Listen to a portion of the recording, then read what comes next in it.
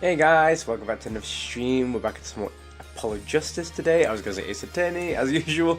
But yeah, today I think we just got to the trial, I think. But yes, essentially we've got our main girl, Ellen, accused of murdering this other guy. I'm not actually sure what his name is, I can't remember. But yeah, we've basically investigated the whole crime scene. I really do think it's the butler. Whether or not we get introduced to another character or not, we'll see. September 22nd, 8:45 AM, District Court, London 3. Yep, there we go. Hi Blair, how you doing, my love? Good morning, Mr. Wright. Good morning, Owen. I see you're still wearing your wedding gown. Now we'll continue to wear it until our marriage is saved. Aww. Oh, Sorin! Aw, I love her. She's really adorable. Oh yeah, Blair. This is the fiance. Hey, do you think you can see how she's holding up? Sorry, my love. You came all the way to the courthouse just to see me. Sorry, I didn't know what to say. Ooh, let's go. Blueprints. Huh? There's blueprints. I can't find them. Do you know where they are? Oh, they're in your room. Third shelf on the bottom, on the right-hand side. Ah, I see. Damn, bro. You may look fine, but that doesn't mean you could treat your wife-to-be like shit. Come on now. He's leaving already? Don't tell me he came just to ask about some stupid blueprints. He probably did. Is he really that cold of a person, or is that just how he comes off, I wonder? Yeah, the stream going fucking awful. Nah, I get what you mean, Blair. What's the win-loss rate at the moment? Ooh, what about me, Sorin? Oh, he's back. Never mind. Ellen. He's back. Come home soon. Okay. That doesn't help us though, does it, sir? I'm lost. Okay, there we go. But, yeah, maybe show a bit more affection. I'm lost without you. Aww. Sorry! I love her. Aww. Later. You're... Looks like showing your vulnerability is the fastest way of to capturing a woman's heart. You should take notes on this, Nick. Please leave me out of this. Anyway, looks like Sorin isn't big on words. But it's clear he cares about Ellen. No, I actually feel kind of relieved. I don't know about that. If he cared, he would have stayed. Damn, look at her, a queen. No, she's great. Mr. Wright, I just absolutely can't be found guilty, you hear? Don't worry, I'm gonna do everything I can to prove your innocence. Thank you, Mr. Wright. Why was Frank emphasized? The trial's about to start, sir. Edgeworth. Knowing him, he's not gonna yield an inch. I've got to fight with everything I've got to save Ellen. They just start making out on in the middle of the courtroom. I love these two.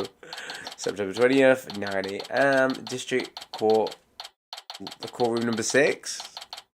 Yep, there we go.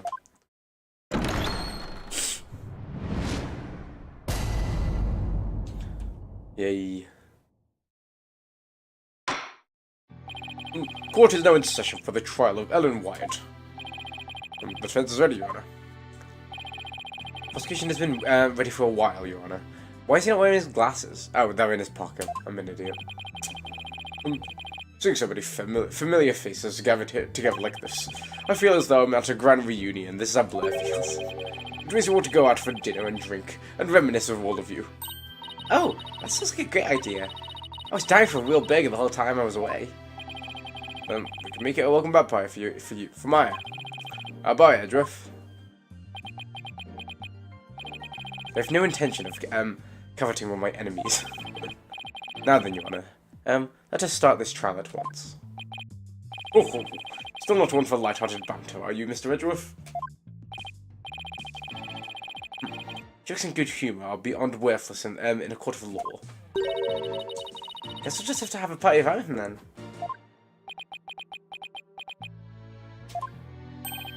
However, moved after the conclusion of this trial. Yeah, what, did you think it was going to be like... do you think we were just going to leave?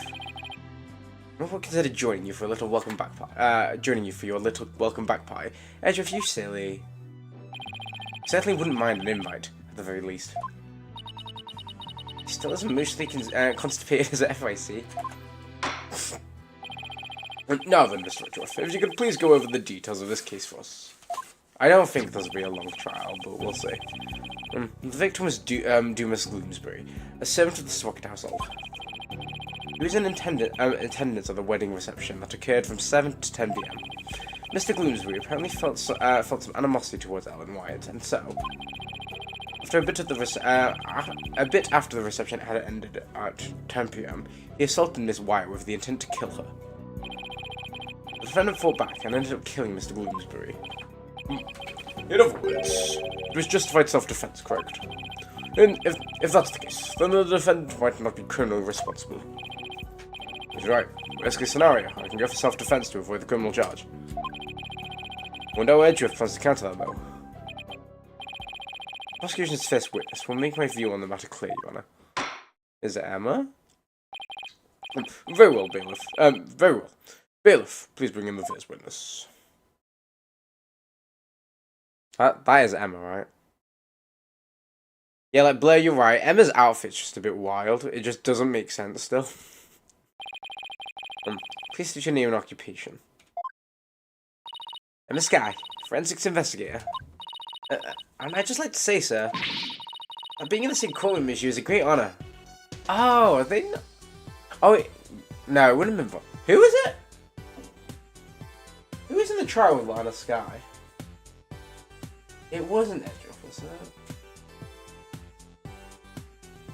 Huh, wait, let me Google this.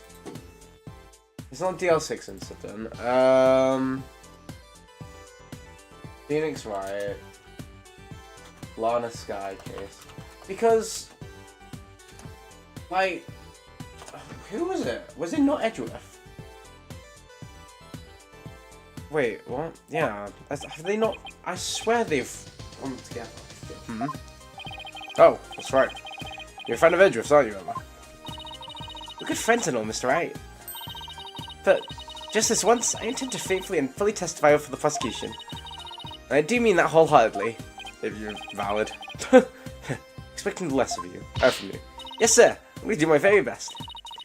So you lost the popularity contest to Mr. Edgeworth. Could really care less. Besides, I'll see you as the better lawyer once I win this trial. Yeah, maybe you'll actually really care less. Now to take this guy, if you please. Sorry, I was sticking a tissue at my nose at the same time. I feel vile.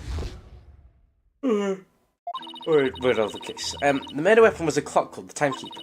The victim was hit with it from behind, and he fell over right into the lantern. The defendant was spotted then, standing in front of the body holding the murder weapon. The victim was struck twice, by the way. Oh. Do we have an autopsy report? Were we struck twice?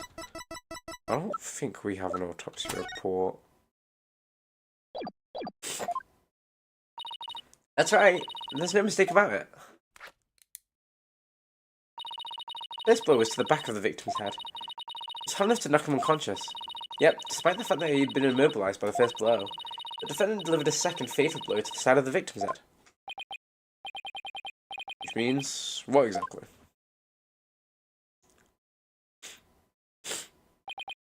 I figured it would go right over your head. Let's put it this way. By striking the victim a second time, the defendant killed her last chance to escape from any criminal wrongdoing.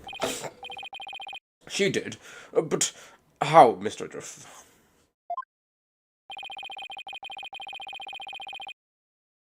The defendant may have been fighting back because she had been attacked.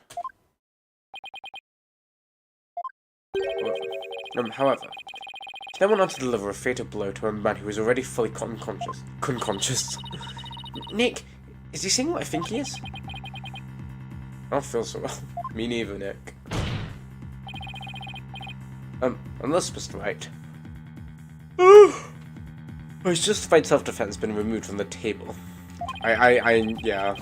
That makes sense. The prosecution intends to prove that the defendant killed the victim. With murderous intent.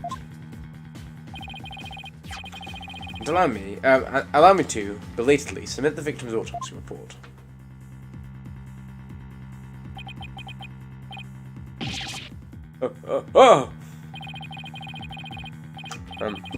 So that's why he was acting all smug. Well, more smug than usual. It's fine, right? It's not like we're gonna plead self-defense anyway, right? Right, but the judge has a negative impression about him.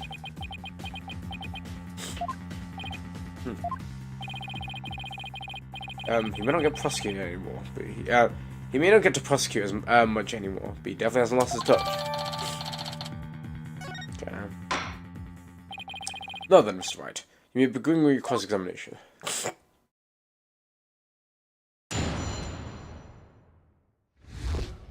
Okay.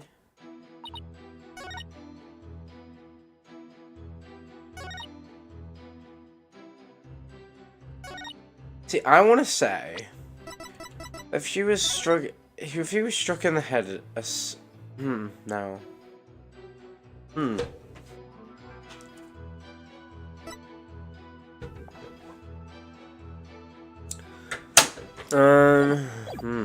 Maybe not actually.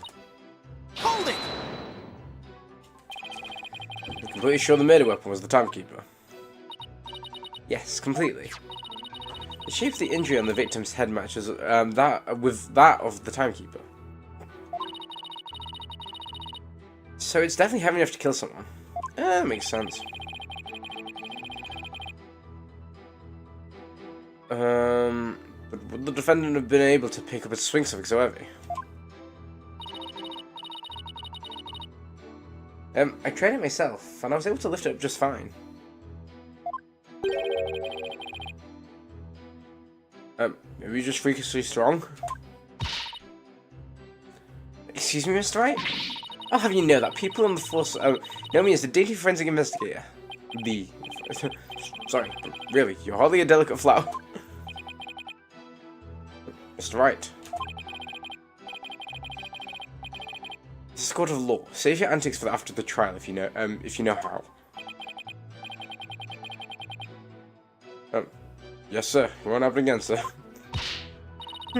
Moving on. Oh my god, all the not emotions, all of the feelings. I just hiccuped, burped, and then sneezed. Not sneezed, sniffled. Oh, I feel worse. Right. Hold it! I'm blocking up the other nostril. I look a mess. The defendant was fine backing out to the victim, right? If so, she wouldn't have hit him from the when she have hit him from the front and from behind. But you must have tried to run once. Miss White started fighting back. It's probably when he got hit from behind.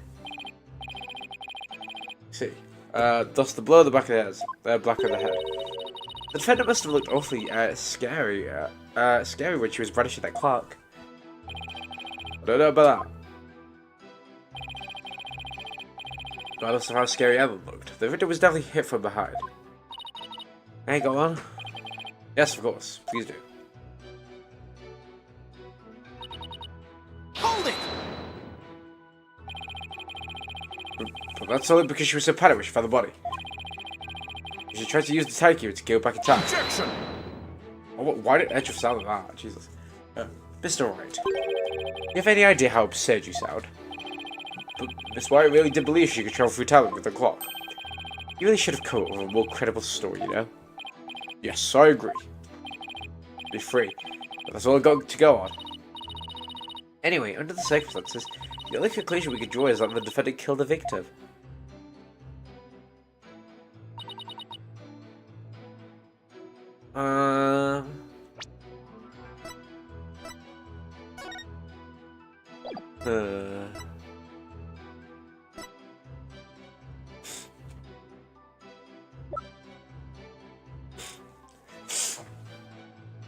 It doesn't really disprove that, does it?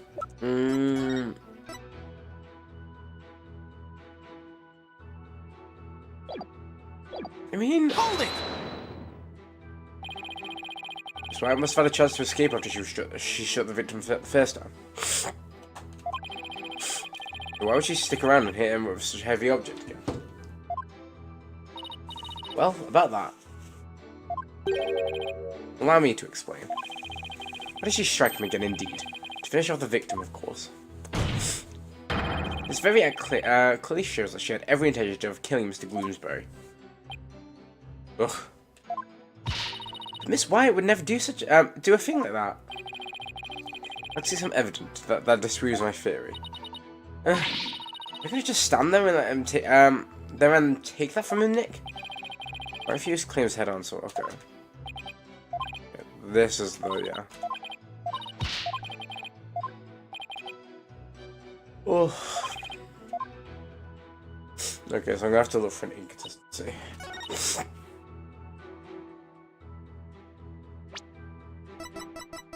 Objection! It is that, okay. Because my thing was, if he was running away, then he would, like, she'd have to flip the body over, but then also, like, you wouldn't be able to get a second hit in. This is what I was thinking. To this guy, I'm afraid I have to apologize in advance. For what? For embarrassing you in front of your idol. What do you mean? Take a look at this photo of the crime scene.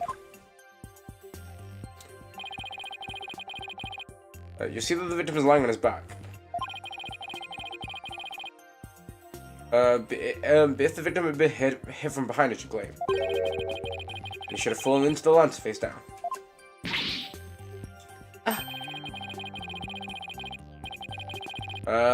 It's not enough to simply take someone's side to touch this guy, even if it's Mr. Edgeworth.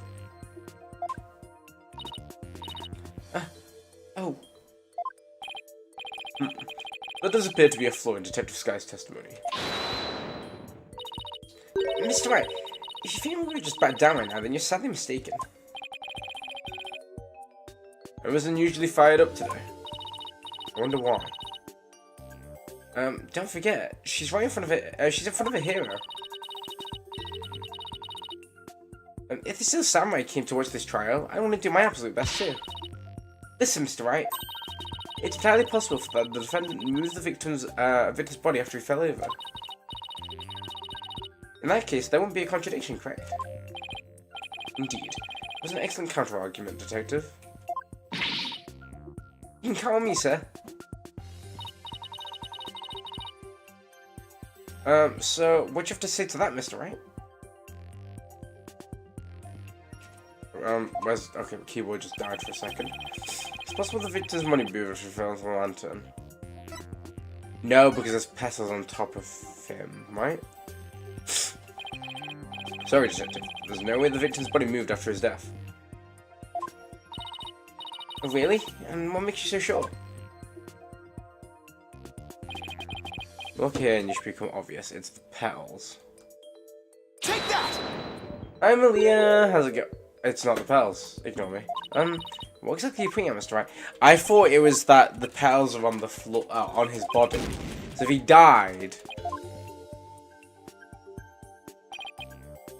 It should be obvious. I thought it was the petals. Is it this thing? Take that! Those broken bits of the lantern. Yes, the body had been moved after the fact. His fragments would have fallen off of it, or the same thing. Something fell on top of him, is what I meant. Yeah, sorry. I mean, I think I said I'm doing good, Malia, but hopefully you're doing alright. If I haven't said that already. As you can clearly see, they're lying perfectly undisturbed on top of the body. Means the victim must have been lying face up before the lantern even broke. You're right. But wait a minute, if that's true, then when was the victim killed? I mean, the lantern was still whole during the reception, right? Oh, that's a good blow. Then you're free, right? Right. Means we just overturned a major assumption about this case. The victim was already dead before the lantern was even broken. And the body must have been inside the lantern. Oh, shoot, sorry, I put my finger on the space bar. Okay, I'm just pressing all the wrong buttons. Before the reception started. In other words, the defense asserts that the victim was killed before the running reception. What?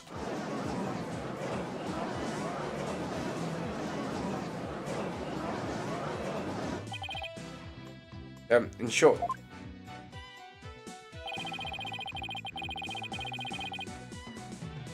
when Miss White was seen standing in front of the body after the reception, it was in the moment just after the murder was committed. So the moment she happened to discover the body, just as Miss White claims. Objection! Whether the act was committed before or after a reception is entirely inconsequential. After all, it was the defendant who prepared the reception hall for the event in question. Therefore, after when the murder occurred, changes nothing with regard to her guilt. She could have killed the victim before the reception, as you call it, and then tried to hide the body in the lantern after the event ended, rather. I have normal school tomorrow and the day after. Ew. Oh, you're free on Friday. Love that. Sorry, but that doesn't make any sense. I mean, where would the body have been hidden during the reception in your scenario? Ugh, that's... Even you have to admit, Mr. Edgeworth. This has opened up a new possibility. To explain, Mr. White. Well, if Miss White didn't commit the crime in the reception, and I mean someone, somewhere, put the victim's body into the lantern. I suppose that makes sense. A dead body couldn't have put itself in there. Exactly. In other words, the murder actually occurred before the reception. It was not the person that he was killed somewhere else. Oh, what you got next to him, bro? The body was hidden inside the lantern. It's possible that the body was moved along with it from somewhere else. Oh, you're right. You can run that mouth of yours all you want. Do you have any evidence to support what's coming out of it, Mr. Wright? Of course I do. I actually do, I think. Right, so what I want to say is that, you know how there's petals there? I want to say that inside of the hold, there were these flowers with the petals. But I don't know if that's too early to say that, if that makes sense. I was left at a crime scene that points to where the victim was really killed. Very well, Mr. White. In that case, what proves that the lantern and the body were moved from somewhere else? I'm going to say this. Take that! Fuck! It's not. Shit. Oh, I'm being an idiot. Piece of evidence will help make your point, Nick. Do I now go for the other one? Because I'm really burning for my health already. Right.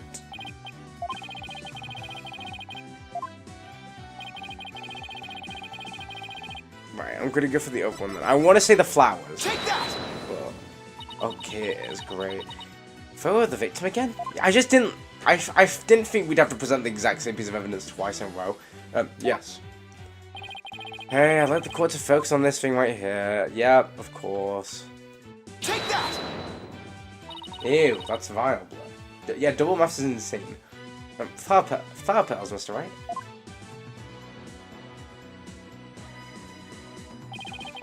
These petals are from a kind of flower that were not present in the reception hall. This means they must have gotten into the lantern when it was somewhere else. And just where do you propose this somewhere else to be, Mr. Wright? Where's the... Okay, yeah. Love that. Take that! See, for Irish share art, I liked art, I was really bad at it. Please take a look at the flowers in this picture of the hold. Notice how the petals are the same shape as the petals of the crime scene photo? Yes. I see. They do look to be from the same kind of flower. I mean, we didn't really get to inspect the hold. They could just be gone, I guess. So that's really all you got. A flower is a flower is a flower. They're all the same. Sure. I would hardly call what you presented compelling evidence. Oh, I'm afraid I couldn't disagree with you more, Mr. Edgeworth. I gave a flower of this type to my lovely wife when we were young, so I can assure you that this is very meaningful and compelling evidence indeed. The soundness of my judgment in this matter is backed by nothing less than pure love. But Your Honor.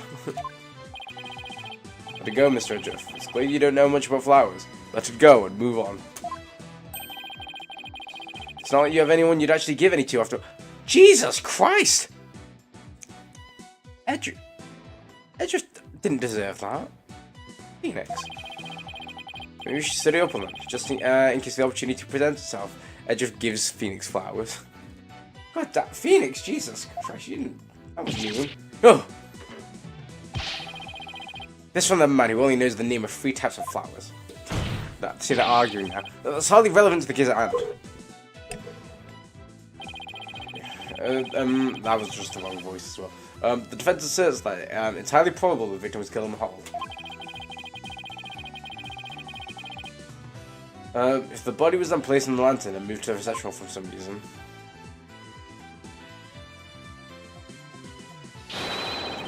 it would completely destroy the prosecution's case.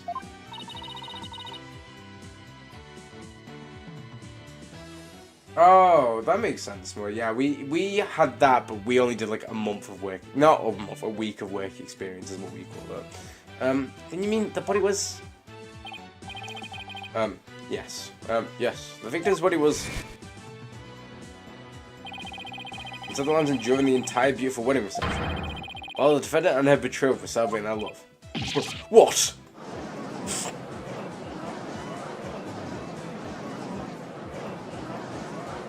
Objection! I mean, it makes sense.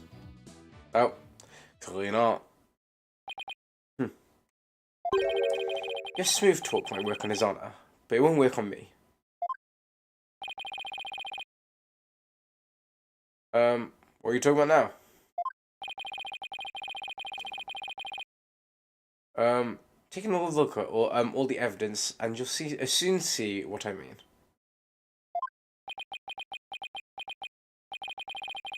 Should we just tell me already?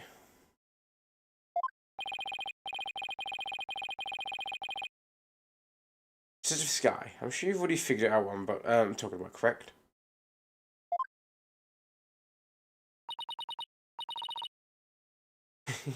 Of course, sir. Mr. Wright is the only one here who hasn't. Why don't you leave this to me, Mr. Edgeworth?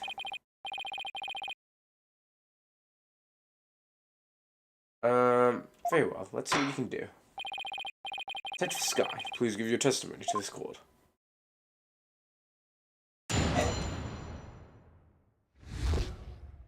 Here's your report. Prosecutions. And the victim could not have been killed for the reception. The autopsy report states the estimated time of death was after the reception. And the estimated time of death is correct, so there's no way it could be wrong. It's clear Mr. Glimsby was killed after the reception. And that completely contradicts your claim. I guess so. Let me look at least a cursory glance at the autopsy report. Mr. Wright, it appears you've grown rusty since our last outing. Might I suggest you go back and brush up on the basics? You know what? I can't even call you out because I haven't looked at it. Sure. I must say, you're as cocky as ever, Mr. Edgeworth. Stop flirting! Jesus Christ. Oh, yeah, fair enough. Hermage from shoulder to head. One contusion was found to look ahead of. Okay. I beg your pardon. What are you trying to say, Mr. Wright? I'm just saying that I'll go back to basics, if that's what Edgeworth wants. Prove how badly he's underestimating my good old-fashioned cross-examination.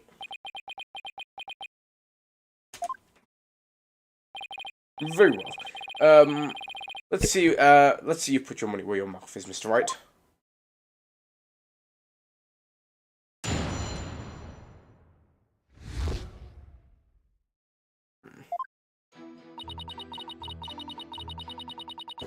Hold it! Sound pretty sad. You must have some solid grounds for making that claim, right? Of course they do. You're gonna feel silly when I show you what they are. Ready? Feast your eyes on this. Oh. Hold it! I read the autopsy report too, you know. Then you don't need me to explain it to you, right? How there's no way the victim could have been killed before the reception, I mean. Center of sky. You overlooked something big. I have? Oh, why don't you take a look at the evidence? Well, I've already looked at all the evidence, and quite carefully too, I'll have you know. Center of sky. Do not be taken in by his verbal antics. He's simply bluffing as always. Right, sir.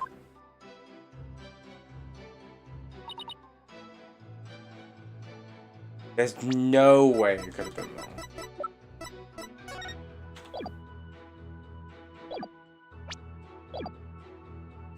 This... Okay, right, I actually know why. Right, present. This needs ice, isn't it? Objection! There we go. Freeze the body. Admit the estimated time of death does contradict my theory. Every time we mention estimated time of death, I know it's because I have to do about either slowing or speeding up the process. Finally, allowing your theory that the victim was killed before the reception is still entirely plausible. Huh? What makes you think that? The liver could have falsified the time of death by using a certain item in the reception hall. Let's take a look at this. And what is this contraption, Mr. Wright? It's a fog machine, Your Honor. Used to create a special romantic atmosphere in the hall. This machine could have been used to falsify the time of death. Yes, Your Honor. Because this machine uses dry ice to perform its magic. Dry ice?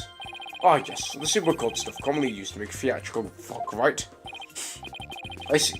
So your claim is that the dry ice was used to keep the body cold. Oh. In that case, I guess the victim could have been killed before the reception.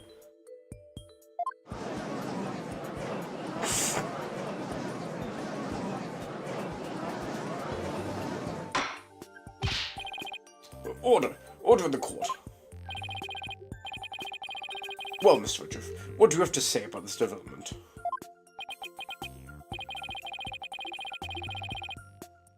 The victim was killed in the hall before the wedding reception.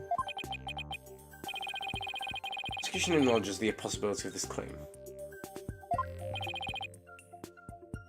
Oh, now we're getting somewhere else. Somewhere.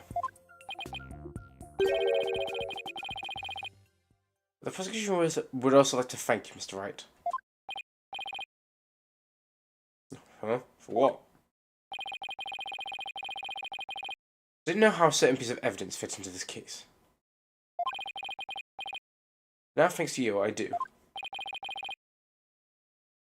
Piece of evidence. To get into the hold, one needs a key card. Just like I like this one.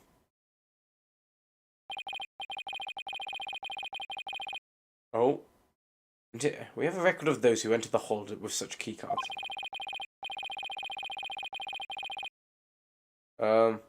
Times aren't specified, but there are at least the last 3 entries are the day of the murder. And as you can see, the last person to enter the hold that day was the defendant. So the one who moved the body out. I keep fat-fingering it. Who moved the body out of the hold must have been. That's right. None of them than the defendant. Okay. Hey Nick, take a look at this entry record. A couple of other names on here besides Alan's. Hey, you're right. Coming to the entry record, Mr. Woodruff. Pearson Nickety had also gone into the hole. Isn't it possible that he could have been the culprit? Objection! Excuse me. Sorry, but Mr. Nickety was escorting a few of the guests at the time. I'm sure they would have been happy to testify the fact later if you'd like. Think me cocky all you'd like, Mr. Wright, but my confidence is rarely misplaced. Now then, it's probably safe to assume that after killing the victim in the hole, The defendant moved his body into the hull in order to dispose of it discreetly. What do you mean by discreetly? The defendant volunteered to take care of the reception's cleanup personally. Yeah, I mean, she did do that. I mean, she would have had the chance to dispose of it any way she wanted. Including taking the lantern off the airship without raising any suspicions. Don't tell me you didn't know about Miss White volunteering for cleanup duty, Mr. Wright. I was gonna say we do actually know she did that. For my last task as a servant of the Sprocket household, I have to take the preparations and oh, Jesus Christ! I have to take preparations for cleanup and reception banquet. I see. Ah.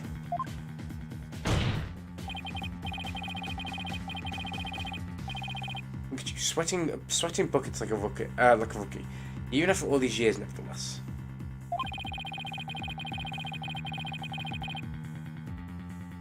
Thank you for proving that that the only person who could have killed a victim in the whole is Ellen White. Great job, Phoenix. Now we're back to square one.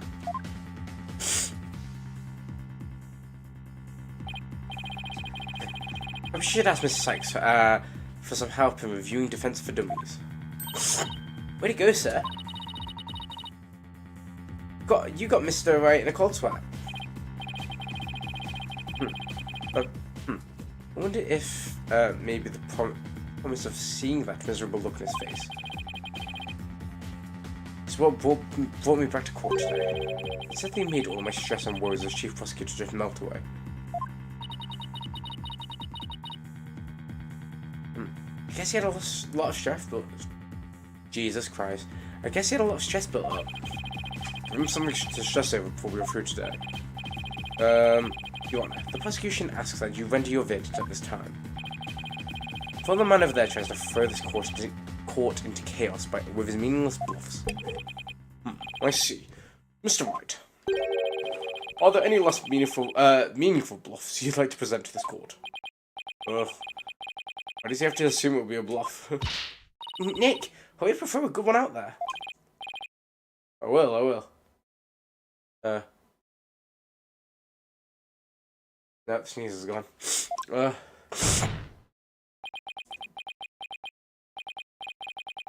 Star Pirate Group, our pirate is Poppy. You know what? I miss Poppy. I miss when we were just, not cross-examining a parrot. Well, alright then. Let's see. Sorry. I really need to keep sneezing. It's just not coming out. Yeah, I've got it. How do you know it's Miss White who used the key card? After all, if it turns out somebody else used a card. It would mean Miss White didn't do it. She's not wrong. Interesting. And are you able to, prove this bluff to be true? I assure you, I'm not bluffing, Your Honor. Well, now what? Wait a minute, Nick. I can think of a certain somebody who might have used Alan's keycard. Are we gonna blame Larry? You can? Remember? The one who was sneaking around the hold, in spite of not being a family member? Oh, that's right. So we're gonna blame Larry. Your Honor, the feds would like to call a certain witness to the stand. Okay. Take that! That's your witness. Are you saying that numbskull was on the airship? Oh yeah, because he didn't know, did he? He's never breathed a word about that to me. It's not surprising, because Mr. Nickety told him to keep quiet about it.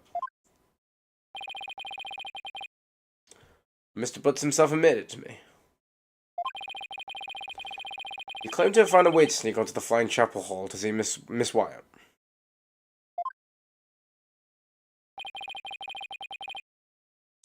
I really need to get to the. Well, I say I need to. I think the thing is, I'm ill, so it's like I don't want to make myself weak because I know recovery will be a bitch if I do. This photo he took and gave to me as proof. Then was it he who moved the lantern to the with the body inside the reception hall? Body inside to the reception hall. Jesus Christ. You know as well as I do. Wait, sorry. You know as well that as I that with him anything is possible. And this is one possibility we should definitely look into.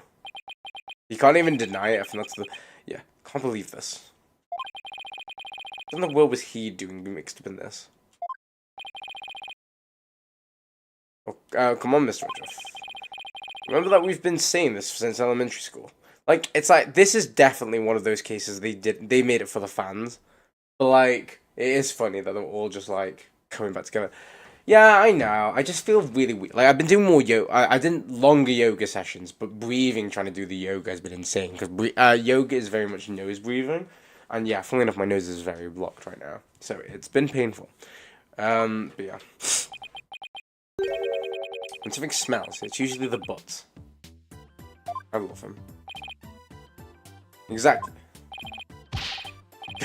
That Larry, he'll pay for this. Well, if you want to extract your payment now. He's right up there in the gallery. Yikes! Babe, seize the witness before he makes a run for it. No! Why does stuff always happen to me? Sorry, Larry, but you brought this on yourself. I mean, it's to save Ellen, right?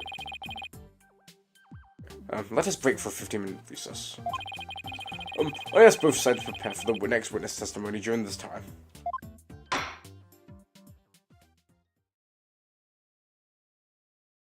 Oh, for those an actual break then. 22nd. What? Whoa. September 22nd. District Court, Defendant Lobby, number 3. Wow. It's been a while since I've had this much fun and excitement. I face off against Mr. Edgeworth. They're having tightrope walk for the defense. Oof, I'm exhausted already. Boss! It's gotta be Athena, right? I'm here for the moral support. Athena, are you done practicing for Tracy's magic show? Well, to be perfectly honest, I sort of ran away. So, you left his daughter? But that's because she was putting my life in danger, I tell you. I see. I think I'll need to have a one-on-one with her. You're really athletic and fit for Effie, so Tracy probably thinks she can run you ragged. That may be true. Just, why not even Tracy can keep up with me when I run at full speed? For fucking hell. Looks like you spoke too soon, Athena. Never underestimate the resourcefulness of a great magician. Huh? Magical girl Tracy Wright is on the scene. No! Now, Athena, it's time to practice human combustion magic. Go on, douse yourself with gasoline. But don't worry, it's a magic trick after all, so perfectly safe. So it's perfectly safe, sorry. Run away! You're not getting off this that easily. They get along so well, don't they? It reminds me of the good old days. You, me, and Pearly. Oh, and Detective Gumshoe. Can't forget him. Thank you. At least there's a fucking mention of him. Thank you, Maya. We had all kinds of fun at the crime scenes back then, remember? We need to do all the serious investigating, I recall. As I recall. Maya has the same thing as Naruto, where their fade animation just doesn't work for some reason. Right, thank you. So Larry's the next witness, right? I can't wait to see what happens.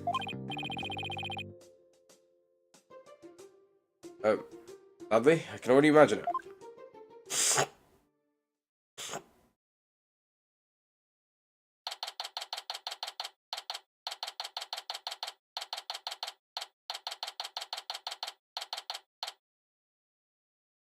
September 22nd, District Court, courtroom number 6.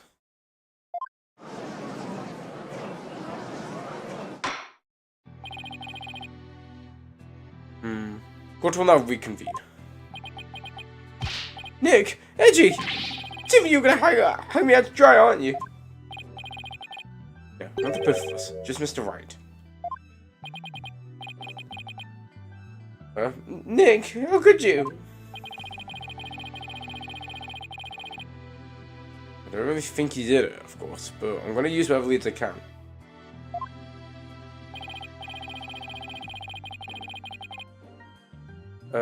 Mr. Butts, there's a possibility you move the lantern with the dead body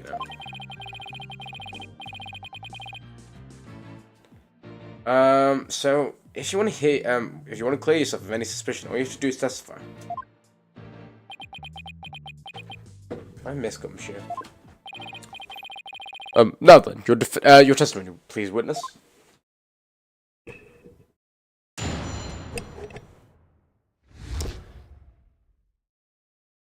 Nick is a jerk face. Nick, you big fat stinging jerk. How could you doubt your best bud? We've known each other since elementary school. Well, get this, pal. Our friendship's over.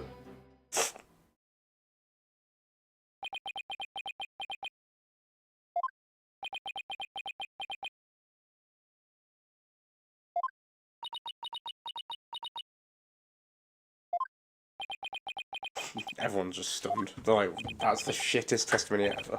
Well, go ahead, Mr. Wright. He's all yours. Why me? I'm not going to call him to the stand, so he's your responsibility. Thanks, old chum.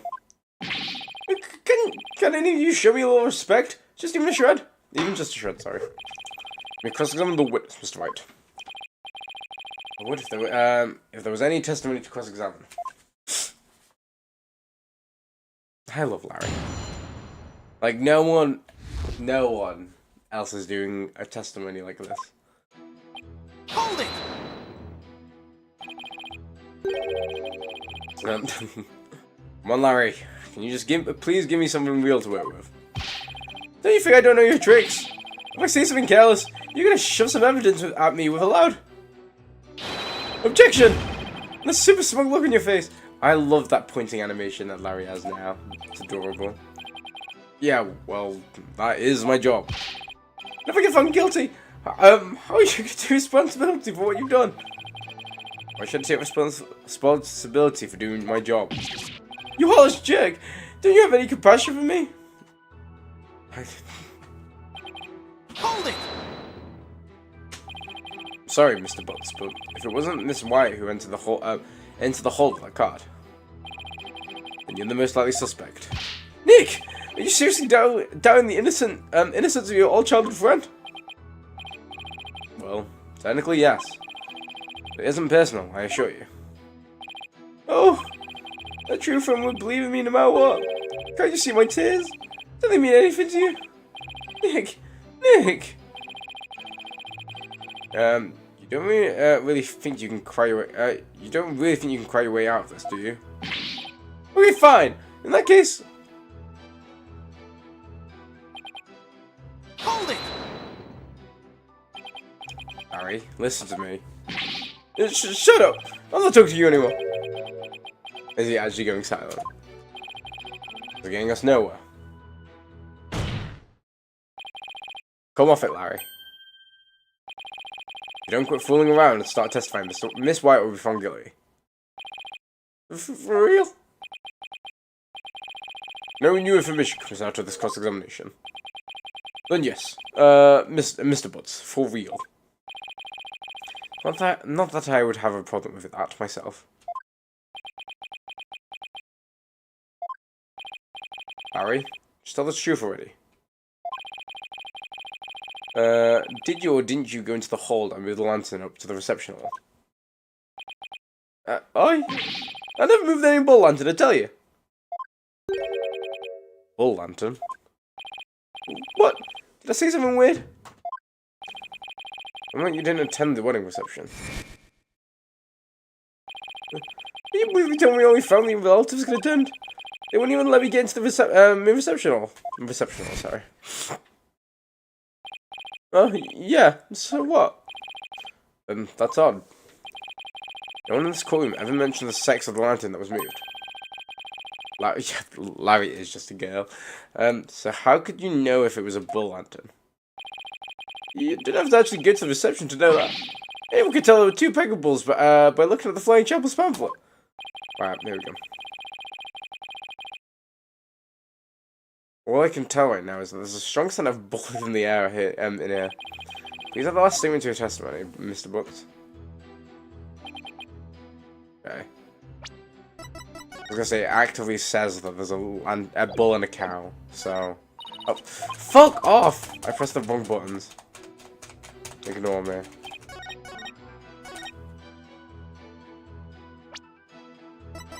Objection! Okay. I kept pressing all the wrong buttons. Let me take a look at this, Mr. Butts. So unfortunately for you, the pamphlet clearly shows a Pega cow and a Pega bull in their example diagram of the reception hall. Huh? Well, on that day, instead of putting a Pega cow and Pega bull out for the bride and groom, there were two male Pega bulls on display. But somehow, you knew there were two Pega bulls at the reception hall that day. There's only one way you'd know something like that, Larry. It was you who moved the Pega bull to the reception hall, wasn't it? Ah! No! Larry, you didn't. Mr. Butts, did you move the lantern containing the victim's body to the reception hall? That's what it looks like. What? This is like the one in Ace Attorney Investigations where Larry... I can't actually remember if he does, but it's like moving the body in Virginia and the other... Not Virginia, there was them two countries. But it was the one with the smuggling one. In the first Ace Attorney Investigations. Wait, when he's dressed as a Steel Samurai. Wait, Nick, you didn't think I'm the murderer, do you? Maybe you mystically just were fighting over Miss Wire, and you ended up killing him? Maya, no, you too. Look, I did sneak into the reception, but that's as far as it went. You know me, I want to hit a fly. You snuck into the reception? Yeah, sure, but some of the sprocket men caught me and locked me up in one of the cabins. It was pretty awful, actually. But that's why I made the drawing of the pterodactyl I showed you, Nick. Next on the Aerodactyl. What? What the fuck? Ixnay on the Aerodactyl Petit. Larry? I don't know what any of that meant. Mr. Wright, not even you would take this fast that far, would you? We are talking about Larry. What do? I accuse him of being the true culprit. No. No, you're right, Mr. Redruff. Mr. Butts didn't have a reason to kill Mr. Bloomsbury. You might have had an imaginary reason to kill Soren Sprocket, sure. But not Mr. Bloomsbury. After all, he did steal Mr. Sprocket's bride and try and elope with her. Just because I tried to steal someone's bride doesn't make me a murderer. I believe you, Larry. And I don't think you killed anybody either. You can never do anything like that. Nick, old buddy, old pal. I knew you'd come through for me. Funny that, considering you sworn testimony just now. Wait. Considering your sworn testimony just now that we were through. Jesus Christ. Meeting's hard, guys. Mr. Butts, it's time you told this court the whole truth, understood?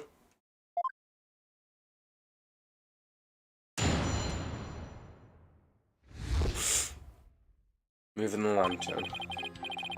It's just as Nick said, I'm the one who moved the lantern.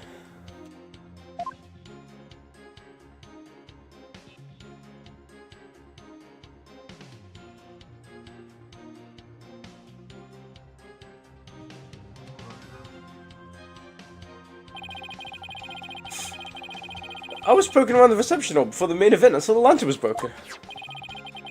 There was a note on it that said, exchange with this one in the hall, Ellen.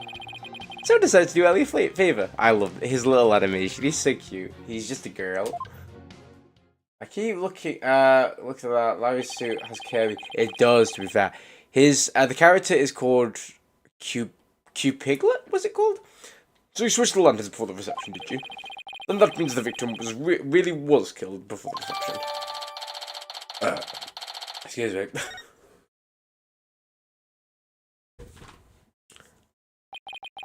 It would appear that Mr. Butts completely fell for the defendant's schemes. And here's a scheme.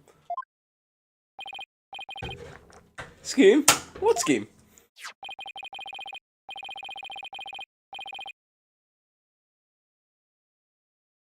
There's note from the defendant. Exchange with the one on the hold, Ellen.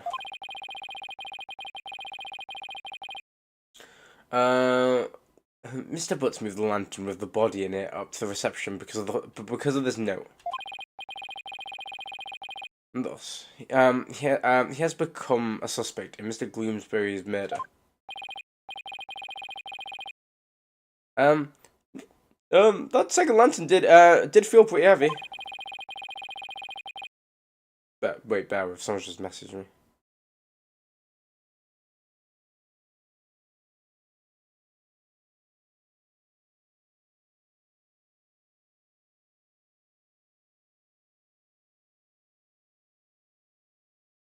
There we go. But I never would have thought there would be a dead body in it. Reading is very hard, Blur, and it doesn't help when every like 5 seconds I'm looking up to my light to try and sneeze. Like, I swear, looking up is supposed to help you sneeze, but like it's only worked like 50% of the time here. And like, I'm trying to not sneeze into the mic, funnily enough. So I'm just like looking away from the mic. So that's probably why my voice keeps like changing voice levels. Ugh. What was that note? What was a note like that doing in the lantern in the first place? You've got it all wrong, Mr. Edgeworth. I left the note for myself. It was simply a reminder because I'm very forgetful. What a sorry excuse, Miss Wyatt. Prosecution contends that this note shows one facet of the defendant's murderous plan. No, are these the same handwriting? They're not in. It's not in my court record. Because why would it be? I knew, Mr. Butts. You played right into Miss Wyatt's hands. No way, Edgy! I don't believe it! Objection! Still really believe Miss Wyatt to be the culprit, Mr. Edgeworth? Of course. My stance on the matter remains unchanged. If you think I'm wrong, then prove it with your cross-examination. I think she's adorable. Glad. Very well. Mr. Wright, you may cross-examine the witness.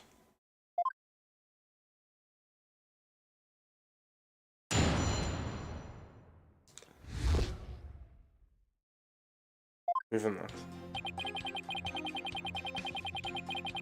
It's just something said on the one in the lantern. Why didn't you tell us that sooner? Because I knew you guys would be suspicious of me, that's why. I'm suspicious of you now because you tried to hide it. I thought exactly. Well, now I've told you. Now I've told you. Happy? So well, let me go. No, not yet. You need to stick around to sort a few things out. Whew. Fine.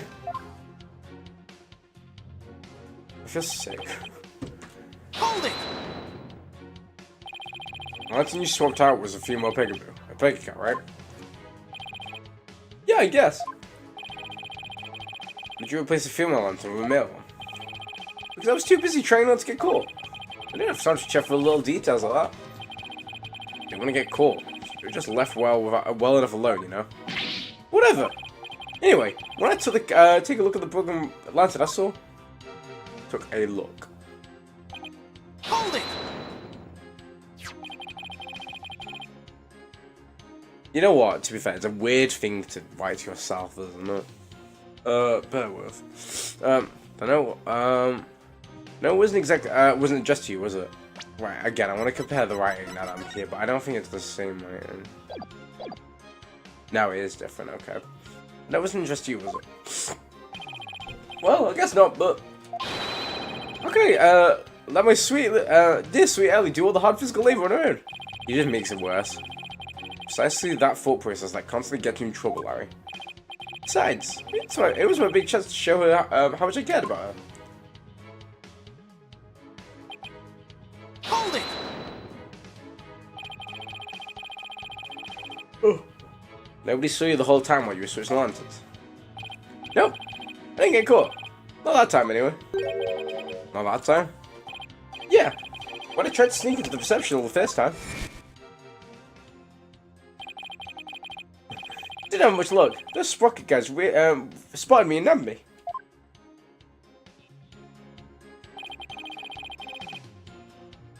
All my words are failing me right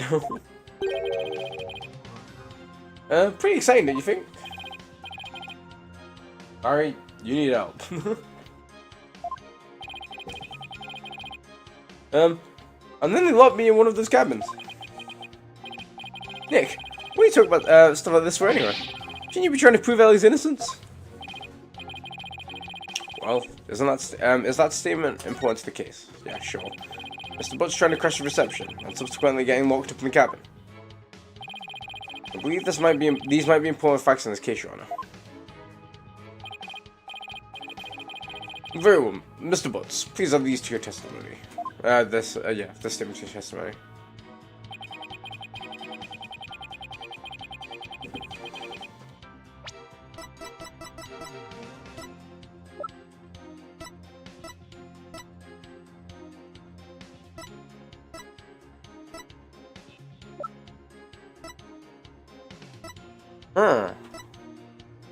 Let me save.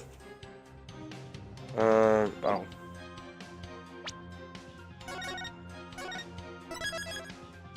I want to do the actual cabin photo, but... Objection! Nope. Yeah, it's like, imagine trying to hide from someone but also wearing the most, like, obnoxiously bright suit ever. With a fake mustache and a pipe. I tried to... Wait, did I even inspect this one? She got locked up. Then what happened? I broke out. And I started looking for Ellie and wandered into the reception hall again. That's when I saw the broken lantern and replaced it. Even after they caught you and locked you in, you still went looking for Miss Wyatt? Well, hold on a minute. What is it, Nick? Why? Doesn't something seem weird to you? Are you saying you replaced the lantern after you broke out of the cabin? Broke out of the cabin. That's right. Oh, wait. Huh? You're right.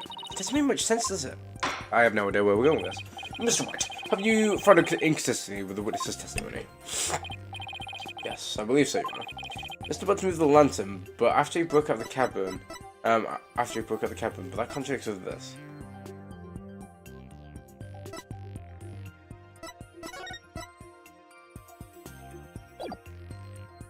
Moved the lantern after he broke out of the cabin.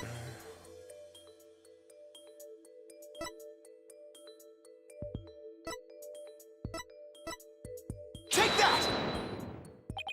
And then what does this piece of evidence contradict the statement? Does it contradict? Oh. Oh, I just got the... Oopsie! At least I didn't lose health over that. Jesus Christ. I need to do that again.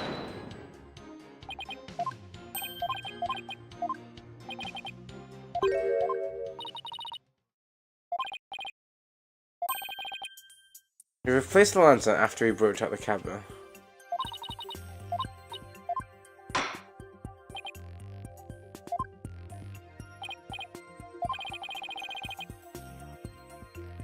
I mean, I have no idea.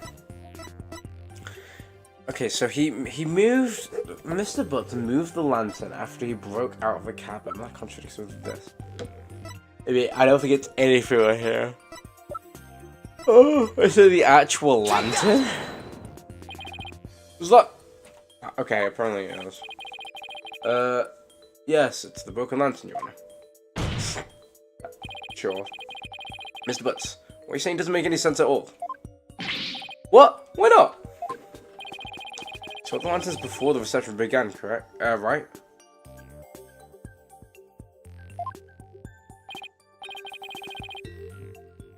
Yeah, that's what I said, isn't it? Oh gosh, but bear with. Let me pop this spot.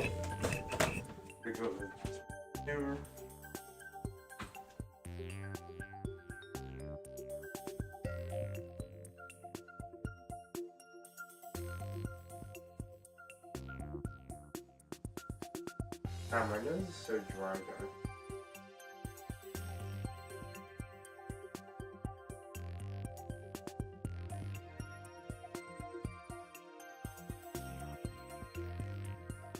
Sorry, I got distracted and started popping a spot on my nose. Yeah, that's what I said, isn't it? You also just said you swapped the lanterns. After you got locked up in the cabin for trying to sneak into the reception. No, wait. See, you swapped the lanterns both before the reception and after the reception took place. Oh. That certainly doesn't make any sense, does it? Mr. Butts, you did swap the lanterns before, did you swap the lanterns before or after the reception? Which was it? Before or after? There's a world of difference between the two. Well, Mr. Butts.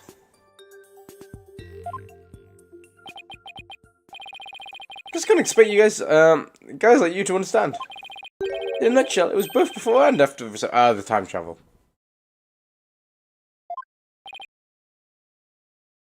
What? Tried to sneak into the first reception and got locked up.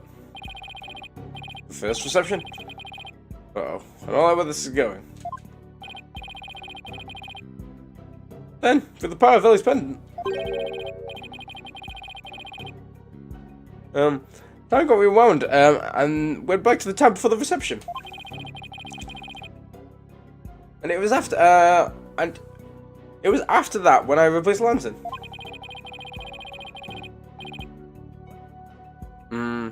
It was both, oh wait, no, reception, get it?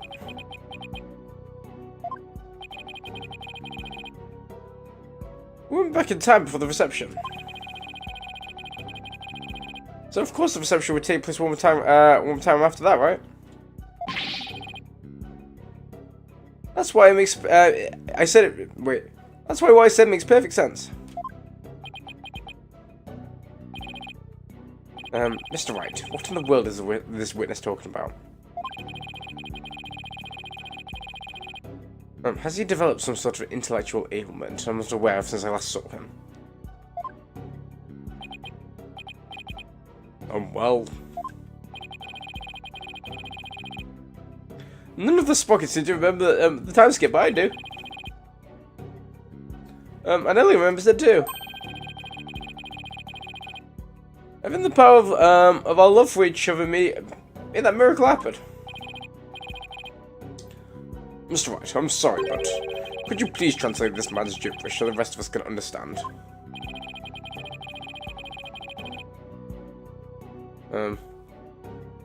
So now I have to be the one to explain the whole time travel thing. Go for it, Nick. I know you can do it. Looks like you don't have much choice, Nick. I can't lose any more of my dignity today, anyway.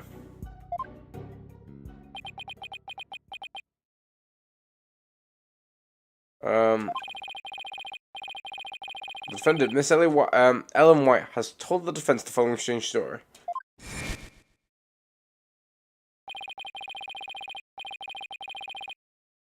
She said that after the reception ended, she was attacked by Mr. Bloomsbury.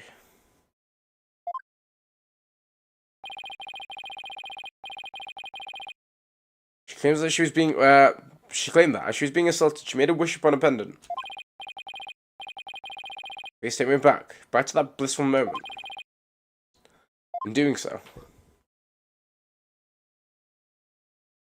I have no idea how this is going to work. Time apparently rewound itself to just before the reception began.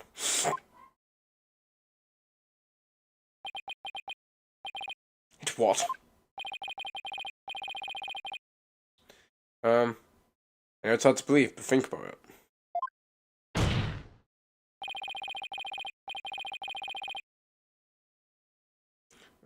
For the power of the pendant, both Ellie White and Larry Butts experienced time travel.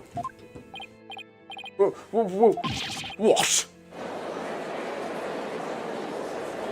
Yeah, what an outfit, Larry. Objection! What absolute rubbish.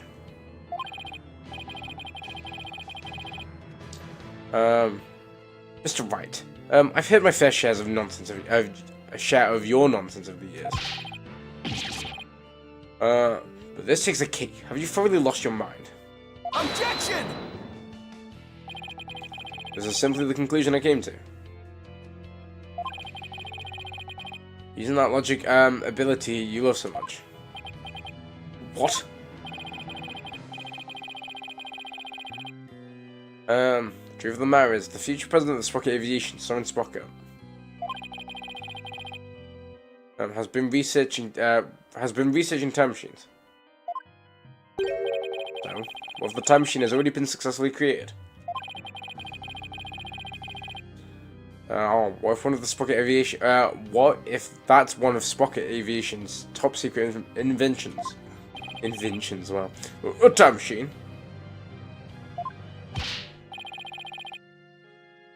Yeah, I even saw something while we were time traveling. I saw a pterodactyl flying out the sky. Maybe the airship was set to travel through time on their homely trip for their homely trip. What? A pterodactyl? Objection! You can't possibly have any evidence to back up your ridiculous time travel theory. Alright, well,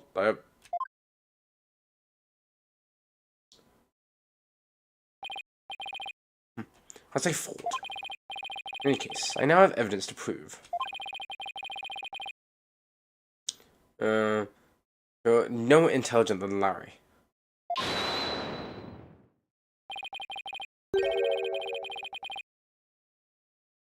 Not so fast, Edgy. I'm not the same old Larry you used to know.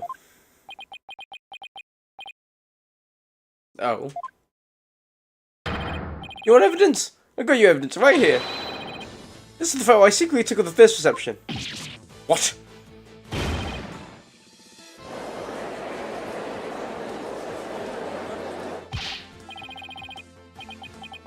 Larry, I can't believe...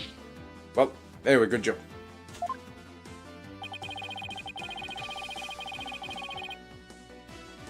If we compare the photos of the first and second reception, we can find a difference, as if we managed to get that. Then I'll be able to prove that the reception was held twice.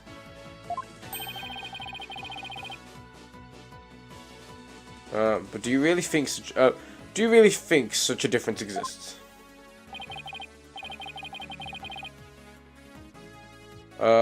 Yes, Ron. I just need to find find it for you. This is preposterous. Very well. Please show the court what's different then.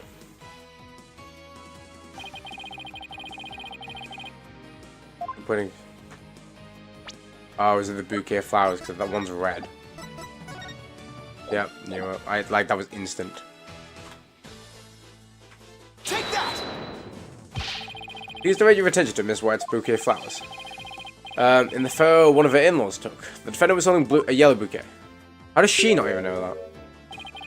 In the photo Mr. Butts took, she's holding a red bouquet. You're right. That's impossible. What does this mean? The defendant really did experience 2 wedding receptions, and she did that when she traveled back through time. What?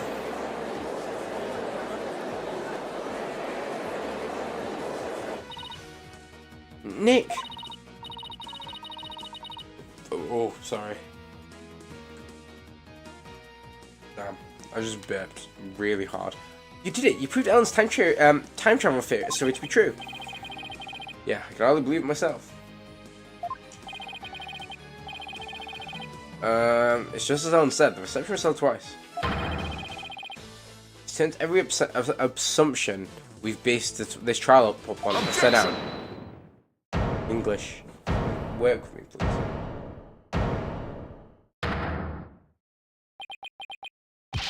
I refuse to accept such a ludicrous argument.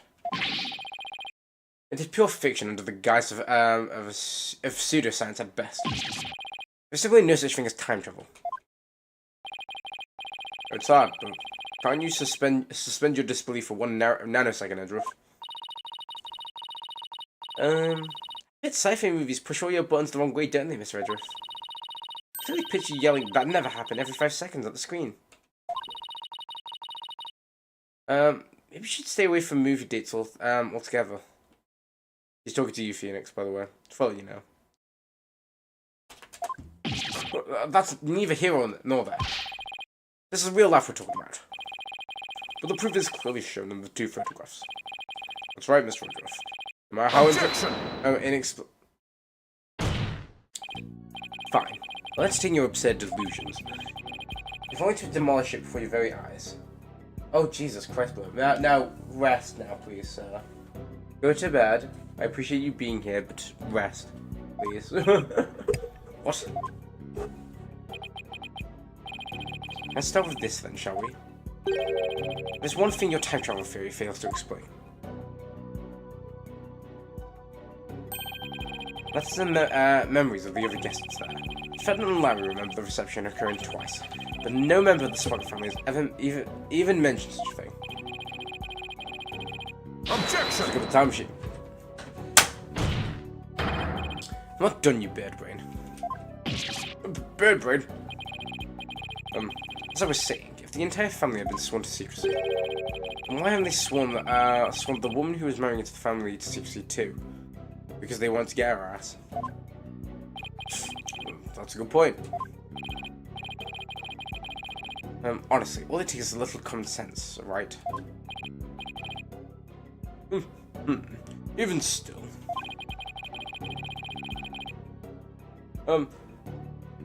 How do we, wait, how do we know that the trip through time really did not occur? There is proof in the photos that it did. And besides, if time travel doesn't exist, well, I'd be a little disappointed, frankly. I was hoping, I love when the blanket's cold on one side. No, yeah, when it's cold on the other side, you flip over. You must not allow yourself to be taken in by Mr. Wright's whimsical tales, you are. I read about it in various literature, you see. They all say that time travel is just not logically feasible. Maybe our argument is just a little too nonsensical, Nick. Well, in that case, why don't we put common sense to the test? Excuse me. Whatever reception was held twice. There was a proof of that. It wasn't because of time travel. It's because the reception had actually been held twice. Not the most reasonable way to interpret the situation. Also, you know that second photo? How the fuck did Larry get it from that angle? I know. Well, how did he get in and take a picture from the table? I knew his card was there, but still. You get to elaborate, Mr. Wright.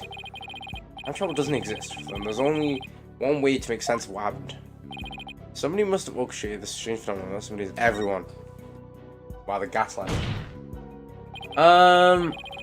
Yeah, that's not ideal then.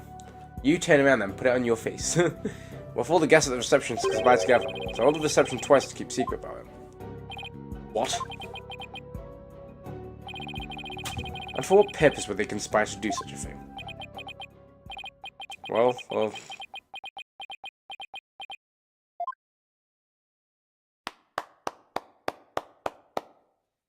Someone's clapping. Edgeworth? Ha, a brilliant deduction defense. Oh, a brilliant deduction defense. I can tell that you're not a renowned lawyer for nothing. I must say, I underestimated you. Okay, Pierce. How so, Mr. Nickety? You've managed to name each event precisely as they happened. Oh. You've revealed, it all to the light of day. Okay. And that means... it was us. We orchestrated the whole thing. Yes, the reception was held twice. Okay, we're just admitting it now. Love that. But not because of time travel, no. We simply held it a second time. What? Why? Why would you do such a thing?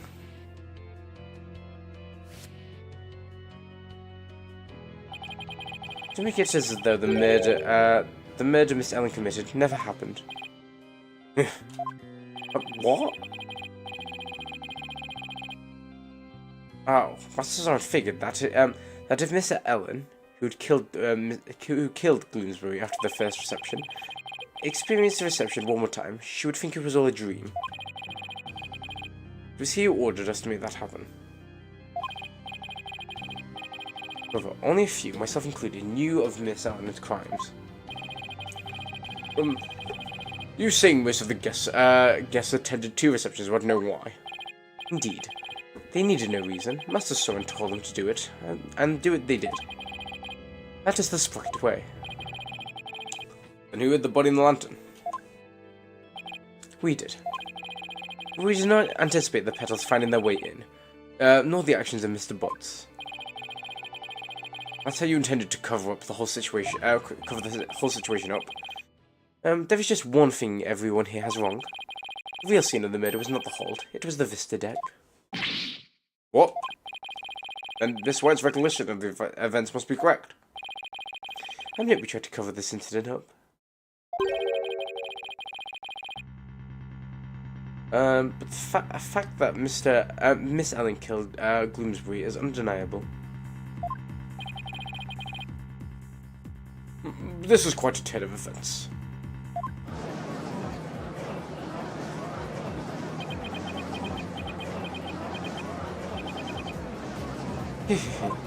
Oh.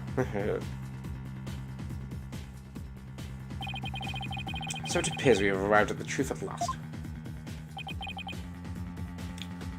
No, no. Do feel free to travel back in time, Mr. Wright. And attempt to do this trial over again. Go on.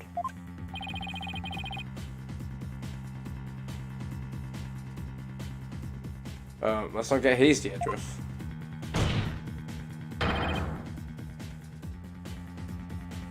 I bet you can't do it.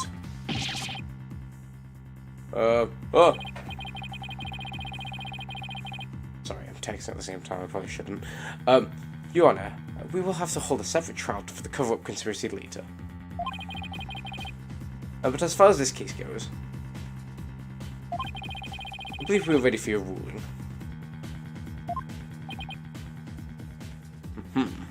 Objection! Just before the defendant lost consciousness during the attack. She says she saw someone strike the victim. It's possible that this third party is the true culprit. Objection! You still want us to believe the defendant's words? Perhaps you've lost more than your touch during the time abroad. Your time abroad.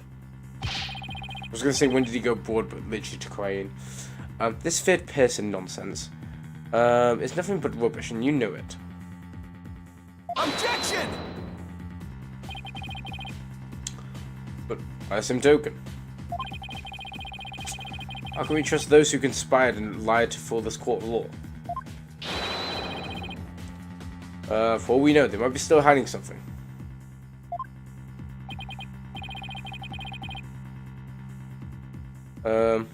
You never know when to quit, do you?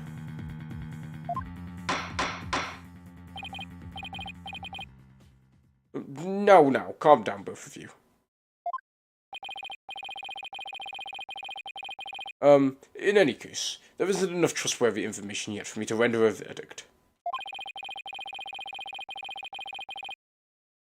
I suggest we continue the trial after both sides have investigated the matter further.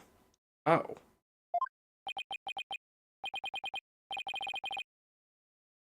Very well, Your Honor. That was close. Mr. Nickady. As for you and your cohort's attempt to cover up this crime, your case will be brought to a separate trial following the resolution of this current one. Understood, Your Honor. Well then. This concludes today's trial. Court is adjourned. Okay. I will. I'll carry on a tiny bit because I think this is to be continued, right? Yeah. Well, we've done an hour and a bit. I'll carry on. Get some of this investigation over and done with if we are actually doing one. There we go. Oh, yeah, we are. There we go. Perfect. Save, just in case. And leave. There we go. I won't do too much of it. I'll just start. September 22nd, 1:48 p.m. right at the agency. What? So the whole time traveling thing was just a ruse on the put on by the guests of the reception? Looks like it. Looks like it. I knew there had to be some kind of trick to it. Wow, 2 wedding receptions. Can you imagine? I wonder how much that must have cost them. Oh, I have no idea. If I had to ask, you're not rich enough to want to know. I still got the money. It's a pretty good way to cover things up, if you ask me. Not that right. She would have been completely fooled. Hi, I'm back. Hey Maya, are you all set to go? Yep, ready when you are. So, what should we start with? Let's start with reviewing what we've learned at the trial. What Ellen thought was time travel was really just a performance put on by the Sprockets.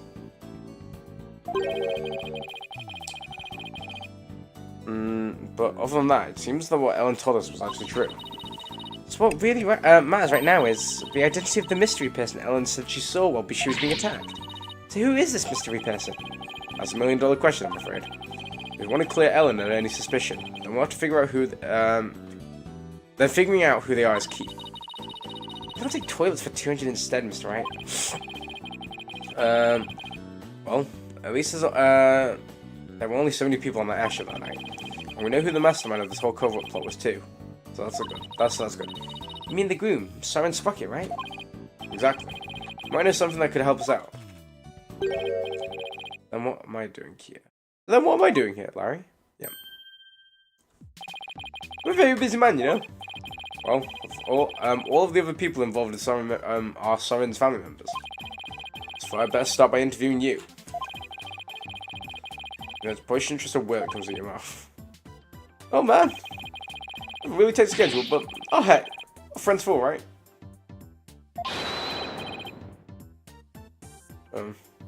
Well, go ahead, ask me anything. You do remember it was you who came to me for help in the first place, right? Okay.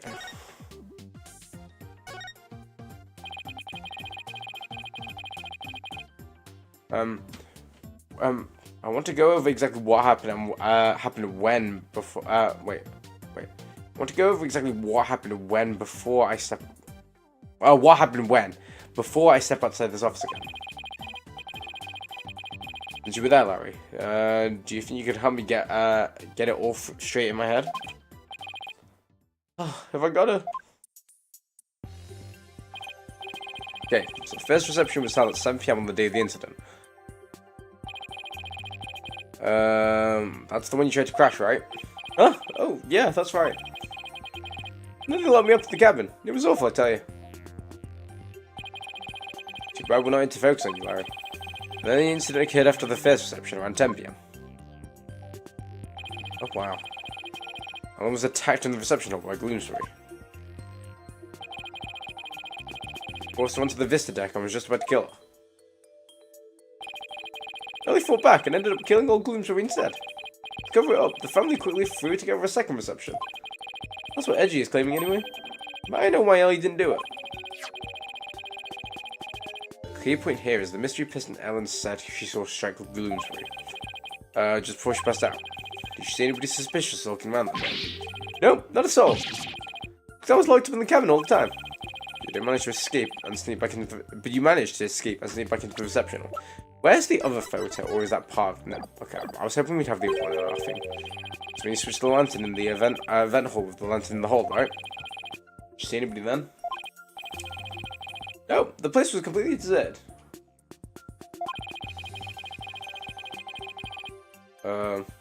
I guess that's because that Pierce Butler guy had everyone gathered there somewhere. Somewhere. Makes sense. He must be going over the cover-up plan with them. Well, the murder had already happened by the time Larry got out.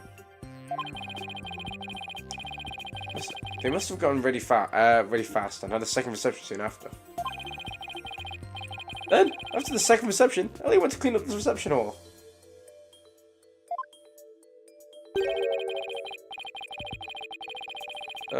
And, as luck would have it, that's when she found the body in the lantern I brought up.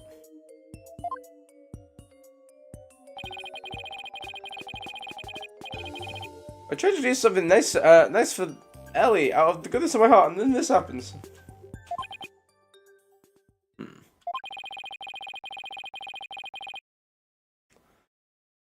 We still don't know exactly what happened during the actual murder itself. We'll have to look into it, along with the identity of the mystery person.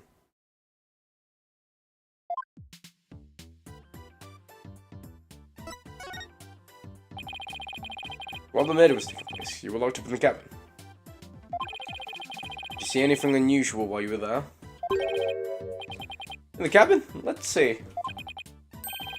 Well, there was that pterodactyl flying for the sky. That's pretty unusual. I mean, you know what? Valid, that is actually pretty unusual. But yeah, a drawing of that pterodactyl you saw. What's with the air quotes? I really did see it, I swear.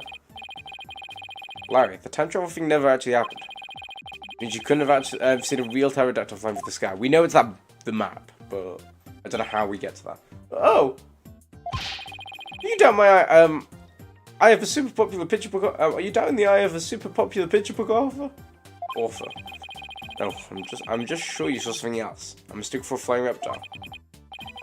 Nick, you're making me doubt my own eyes. I'm not sure what I saw.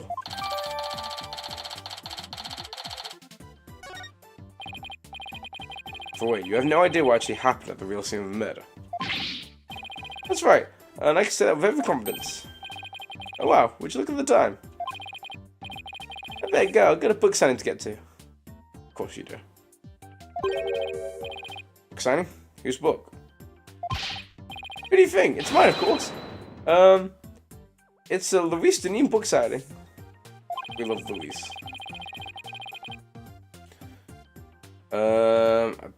Wait. I bet you went around and begged a bunch of bookstores to let you do one. You don't have to call them out for that. Of course not. The other one's coming around to beg me. Looks like I guessed it right. Anyway, I have to go. I'll just send you 10 copies of my new book that just got released the other day, alright? 10? That's very generous of you.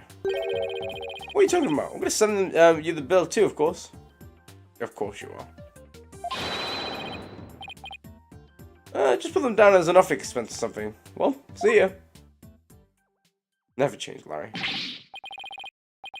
Wait, Larry, we don't... Oh, he's gone. I'll take a copy, boss. Oh, and make sure it's signed. Oh boy, she's not gonna like this as like this office expense. Well, there goes our first lead. What do you want to tackle next, Nick? Right, we should really hit the streets now, huh? How about we go see Ellen? Sounds good, boss. I bet that I bet I can cheer up. But you're gonna help Trucy with the magic show again today, Athena. Now, free my girl. Were you supposed to go meet her right about now? She said she was gonna practice a new trick on you, if I recall. On me? Really? This show's really put a source of income for our agency, you know? You can leave the kids to us, so you go ahead and run along now. But boss! Here you go, Athena. No! I don't want to die. Athena deserved better in all of these games, that's all I'm saying. Actually, no, that's a lie. In her first game, she was fine. This game, for this, she got a bit shafted.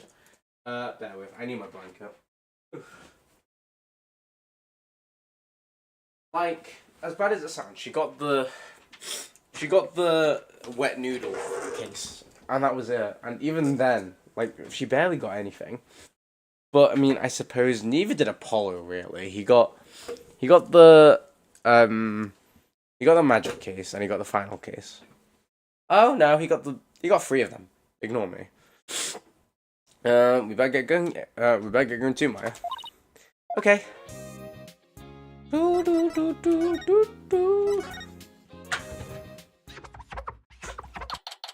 Oh hi, Alan. September 22nd, detention center, visitors room. Ooh, my poor sweet Sorin.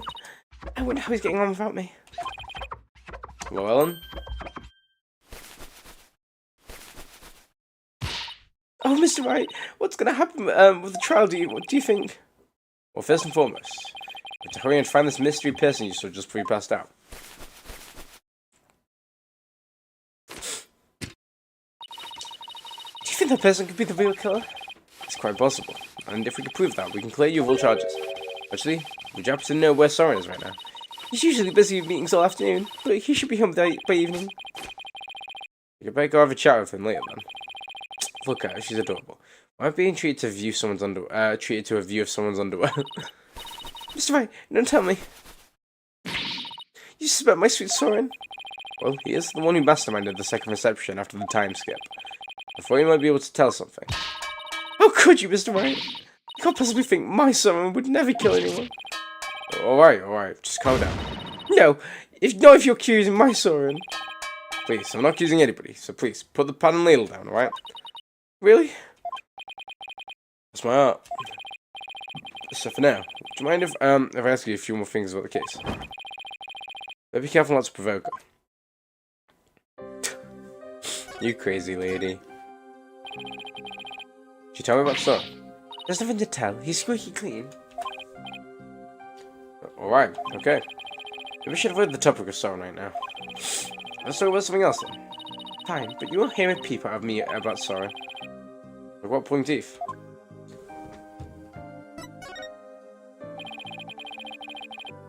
Could you tell me about Pierce and Nickety then?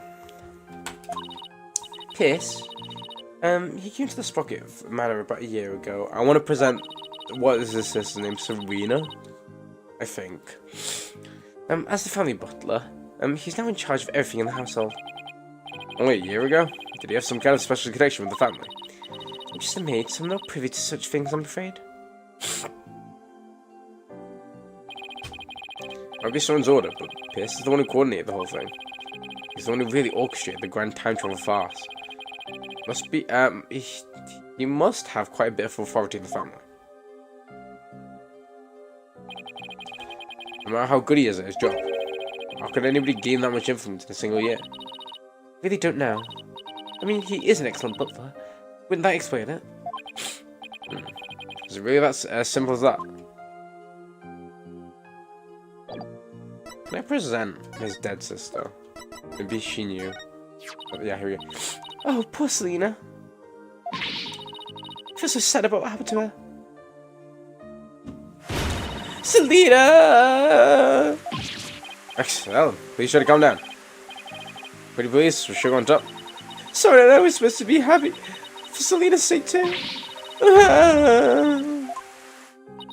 We should probably leave this topic alone, Nick. Oh, okay. Oh, no.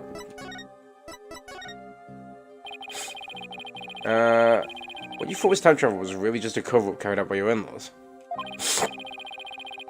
They said Sorin was the one who ordered the whole thing. I still can't believe it, even if the second reception was fake. Sorin would never use time travel for something like that. He's very serious about his time machine research, you know. You know, there's a reason he's researching time machines, actually. Something about something he wishes he could change. Is the whole idea of traveling back in time itself a little fantastic? I don't think so. After all, someone said real time travelers do exist.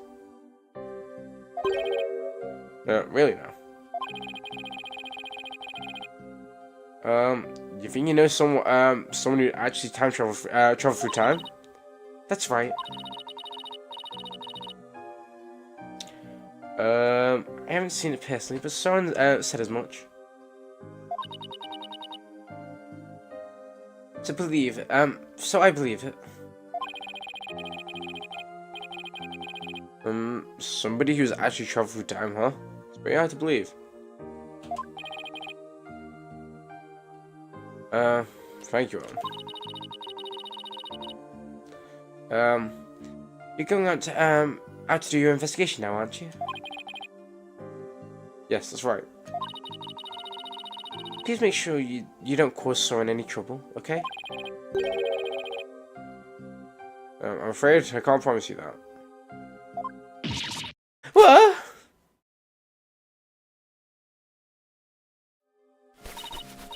Please, whatever you do, please don't upset my poor Soren any further. I'm begging you. I'll do my best not to cause him any unnecessary trouble. Oh, I couldn't bear it if Soren ever came under suspicion. I don't want to be found guilty myself. Yikes. Ellen, please, don't wake yourself up with this. You don't want Soren to worry, do you?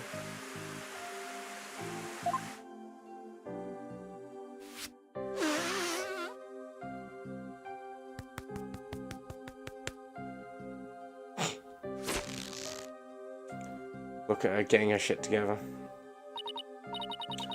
No, you're right. And flood water recedes once more. So what do we do now, Nick? Well, Alan said Soren's usually in meetings until this evening, so let's save our house calls until then. Why don't we get to the mooring dock and figure out our next move from there? Roger, Nick.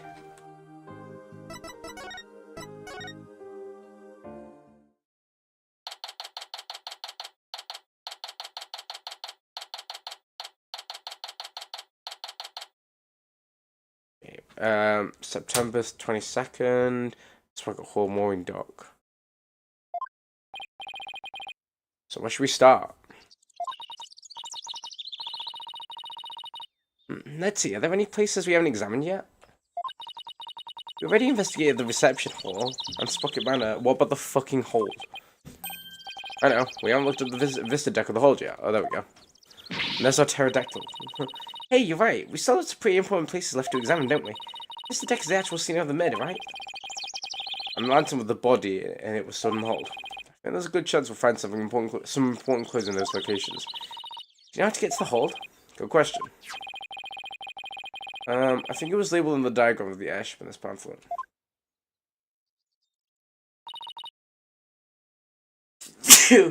Oh, there it is. Sorry, I couldn't turn away in time.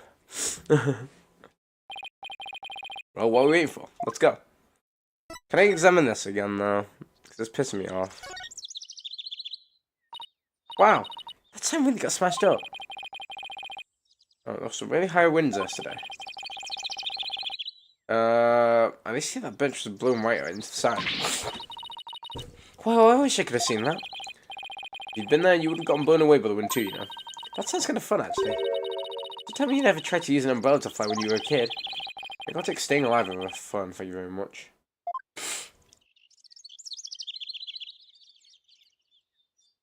There we go. Right, okay. That's fine. Oh, didn't mean to do that. Now let's go to the hold. Oh wow, okay. September 22nd, hold, flying chamber hold. This is the hold. This is where Pierce orchestrated the whole cover-up operation. We better go over this place with fine-tooth comb. Hey Nick, are we supposed to need a keycard to get in here? Huh? You're right. I wonder why it's unlocked. How's it going, Mr. Wright? Oh, how's it going, Mr. Wright?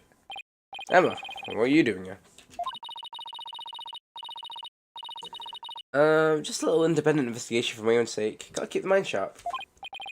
Ah, so the door security system was turned off for the police investigation. Let's say for the police security. The door security system was turned off for the police investigation. We'd like to investigate the hole ourselves. Would that be alright? Yeah, sure. The police just finished an examination anyway. Okay. I was pressing enter, it just wouldn't go. Thanks. We'll just take a quick look at them. Oh, right. You should know that the floor doubles as a huge lift. You can use that lever way back there to raise it up to the vista deck, if that makes sense. The police inspected it already, but didn't find anything of particular interest, it seems. I was going to say maybe they fell down this lift, but I highly doubt that, though. If you do go up to the vista deck with this lift, be careful not to fall off.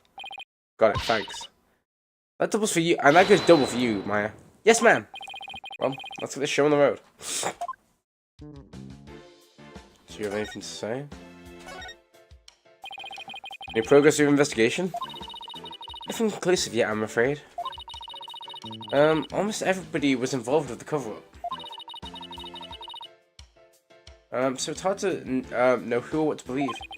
I know what you mean. Unless you have some compelling evidence, I'm afraid it's going to be a tough trial for you. You're telling me. There's not much time left, so I'm just going to make do and see what I can turn up.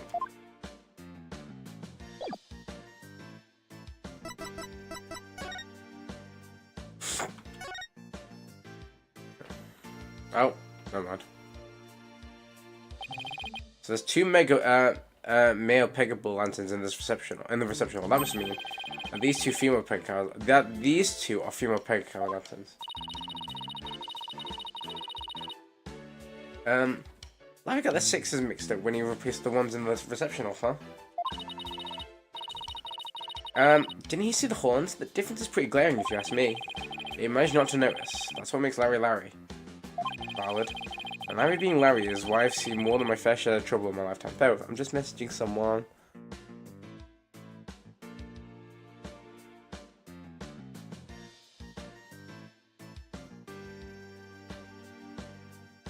There we go. Oh, Mr. Wright? You know the lantern the victim was found inside inside the reception hall? I'm just about to go piece it back together so the police can examine it. Oh, okay. We'll stop by for a look too, once you're done fixing it. Why are we zooming out though? Ooh, look Nick, it's an airplane. I wonder if SORINNN's built that one too. Hey, why don't we take it for a spin? Just a quick tour around the neighborhood. And who do you propose is going to pilot that wooden death trap? Me, of course. Who else? Don't worry. I've seen people fly airplanes on TV plenty of times. I will say, I mean, I know it's a bit random to say now, but I have missed mine a lot. I think I'll pass. So I got my whole life ahead of me. What's that? A wedding bell? According to the pamphlet, it's used on the Vista Day during wedding ceremonies to bless the newlyweds. So they disassembled it and stored it away here in the hall when it's not being used.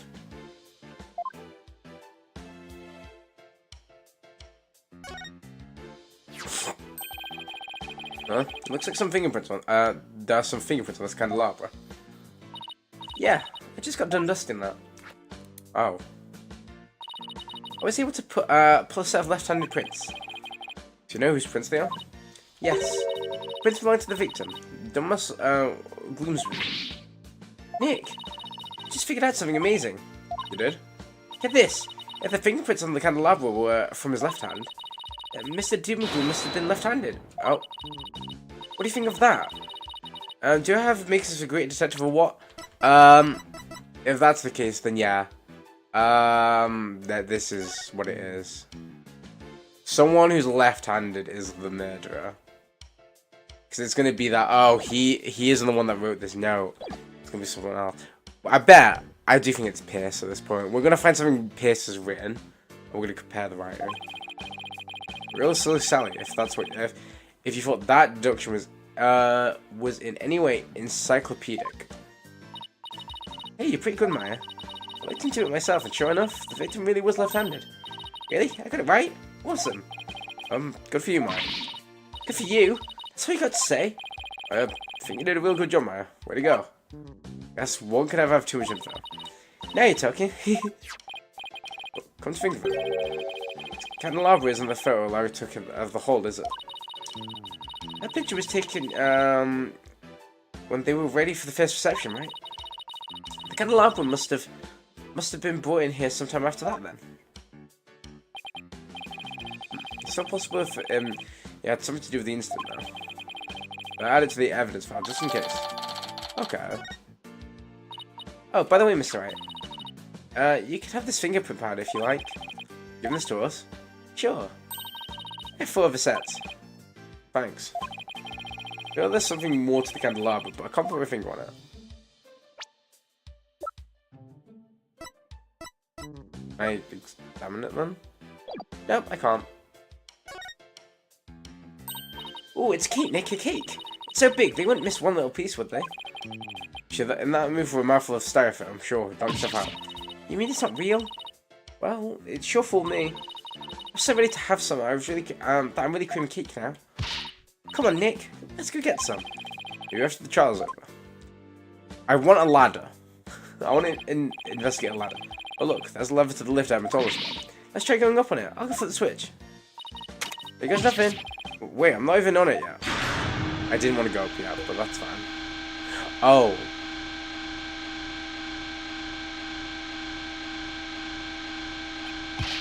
Hey, Mike, stop the lift. Oops, sorry, I got a little carried away. Never mind that, move on over a little. Okay. Is that blood? Blood? Let me see. We missed the Gloomsbury's blood. Well, this lift goes up to the Vista deck where the murder took place, so... And that's the most logical conclusion. I thought the victim was clubbed to death, and that there wasn't much blood. Everyone tells me I better take a picture of this. Damn, that's kind of scary.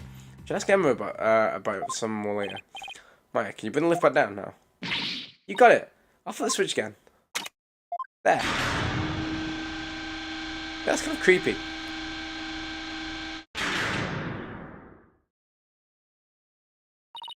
Done. I want to find some more about the bloodstain, but for now, I guess we'll just go to the Vista deck. Take a look for that. Look around the actual crime scene ourselves. The view must be great from there. I bet it'd be awesome. I mean, it would be if it wasn't the scene of a murder. Okay, to the Vista deck we go. Make sure you actually get on the lift this time, Nick. I know. Okay, I'll just flip this way. Oh no, I want to investigate the flowers at least. Come on.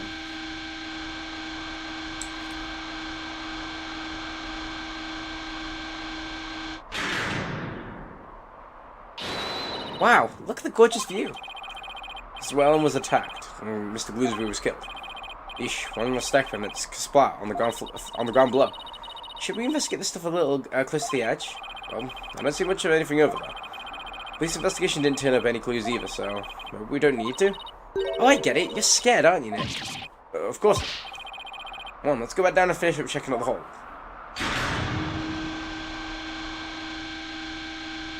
Why are we going up and down over and over again?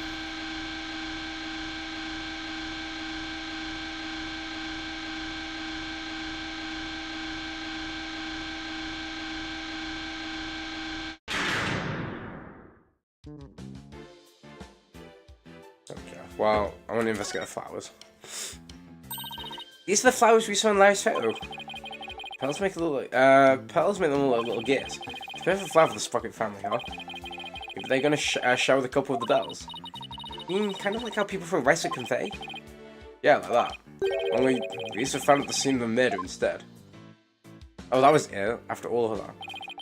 These must be the dishes and glasses they used for the reception. Very fancy. But we'd be in big trouble if we broke any of them. Oh, I want to see Nick. You, young lady, need to stay far, far away from him. Nick, you're gonna break them, don't you? Just say your rap sheet. You're actually for break figures out of your case. This is the airship engine. It's pretty impressive.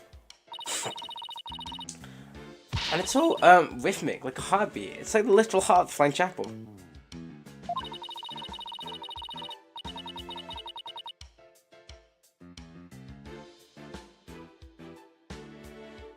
Look at those huge gears spinning around and around and around and around and around. Oh, I think I'm starting to get dizzy. Yeah, me too.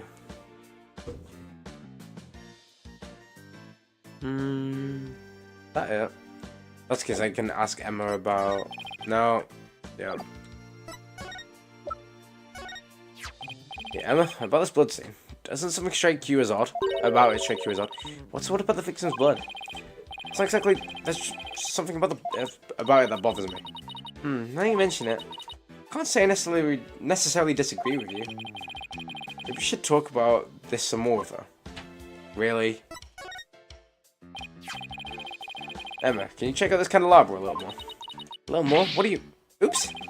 What happened? You almost dropped the candelabra, and the candle slipped off. Oh! Well, let's be careful with that. It might be important evidence. Wait a minute. Now what? One of the pins that holds the candle is broken. What? There's definitely something fishy about this candelabra. There is? What makes you say that? Was he stabbed? Call it forensic investigation intuition. We already tested it for Prince earlier, so let's test it with Luminal this time. I mean, she used every test she has at the same time if she could. Just hang on, this will only take a second. If this turns a new lead somehow. Did he get stabbed? Well, Emma, did you find anything? Take a look at this, Mr. Right. Yep. What's all the what is all that blood doing there?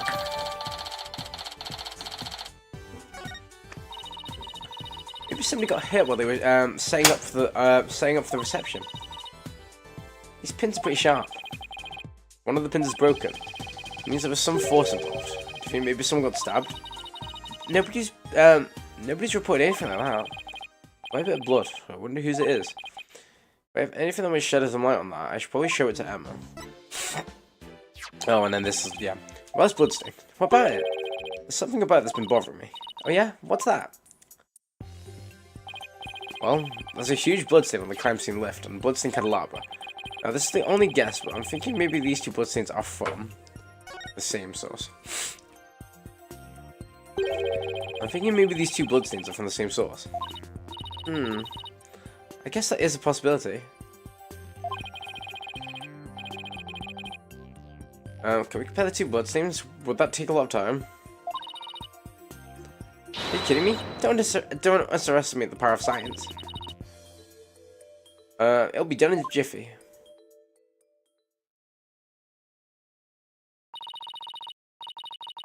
The results are in. That didn't take long now, did it? It seems that the blood from the lift and candelabra are from the same person. Okay, there we go. That makes sense.